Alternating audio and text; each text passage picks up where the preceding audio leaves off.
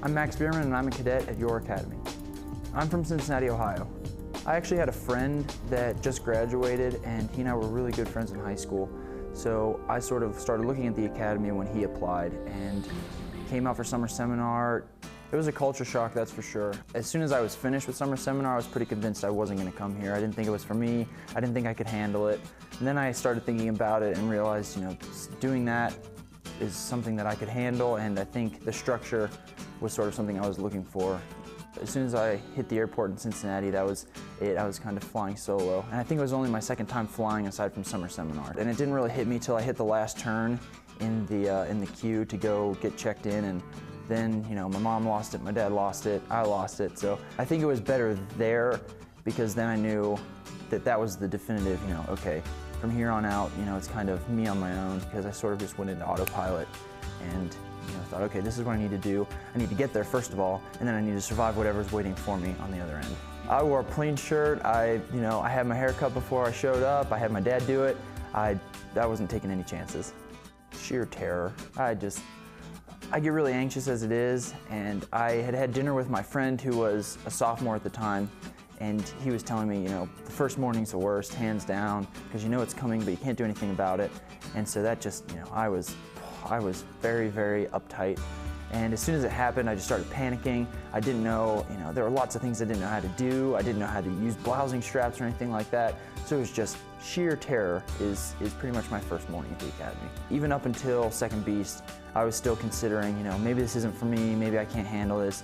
And then I think we went through the assault course the first time, and I realized that, if that was the hardest thing and I could handle it, then that was kind of, my decision to stay. I signed up for Russian because I thought that it would be interesting as a language, which it was, but it was also not necessarily something I was good at. I also got placed into honors physics, which again, very, very interesting, and I loved it to death, but maybe not my cup of tea. So they were very difficult, but I think I put more emphasis on learning things than necessarily making, straight A's or anything like that.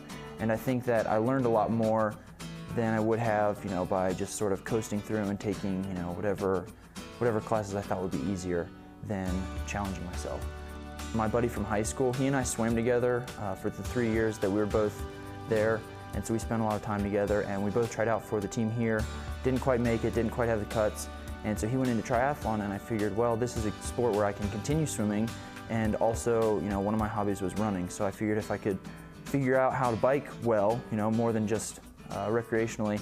I got into the training as soon as I joined the team, and I started running, as much as everyone else was, and running as much as the people who had been running for a while. I developed shin splints pretty early. So my first race, I actually couldn't do the full distance, so I did a sprint distance, which is half instead of the Olympic distance. And I loved it to death. And so then my next race, I did the Olympic distance. I wanted to qualify for the nationals team freshman year, but I'm pretty sure I was the slowest person on the team, so it wasn't quite in the cards just yet. I sort of had a breakthrough race, I guess you could say my sophomore year, at our conference race in Lake Havasu City, and that's when I really just kind of got the bug. And this past year it's been nothing but, hitting it hard as much as I can, as often as I can. Having people that have done, 10 different Ironmans and, have been doing the sport for however long helps you with a lot of things that you wouldn't really think go into the sport and become a factor.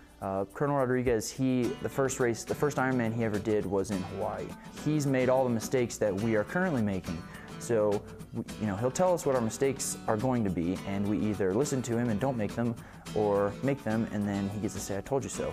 But it's very good because, as in any sport, having that experience and someone who's, done it before, instead of you having to suffer through it, it makes it a lot easier. Lieutenant Samantha Morrison, she qualified for the Kona World Championship in Hawaii for Ironman, and I sort of set my sights on that because up until that point we'd never had to get qualify, so everyone sort of saw it as this unreachable goal, and she sort of broke through that barrier, and so now we have a couple of us on the team that are going for a Kona slot. At the Nationals race this year, I got a flat tire with 3 miles left to go on the bike, and at that point I had a decision to make. I could either give up and sort of throw in the towel, or I could keep going. So I started running my bike. I didn't necessarily hesitate. It seemed like the only logical choice. I feel like that mental edge is one of the biggest assets that I've developed at the academy, just from being under pressure almost 24/7. Usually coming in you're not going to be 100% great at everything right away. So the whole managing your time and managing, the 3 different disciplines, you sort of figure out what doesn't work, and then, once you figure out enough things that don't work, you start to figure out what does work. I spend a little extra time on school so that the next week I can spend a little extra time training, and vice versa. But it's been very difficult, but I think at the same time, it's a very good skill that I've developed outside of both my training and my school. And I think a lot of it comes down to sort of time management, because once you manage your time better, you have relatively more of it to spend on the 3 different disciplines. They're always there whenever I have questions or need to vent or complain, or they're always supporting me in whatever decision I make, even if they don't, well, especially if they don't agree with it, which happens more often than you might think.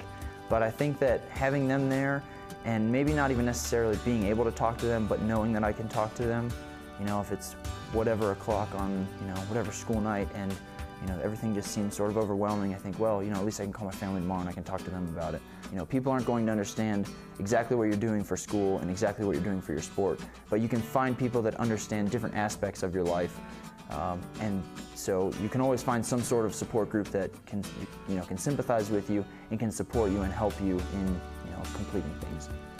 My ability to self-criticize, I feel like initially when I came here, I didn't think that I had too many things to develop.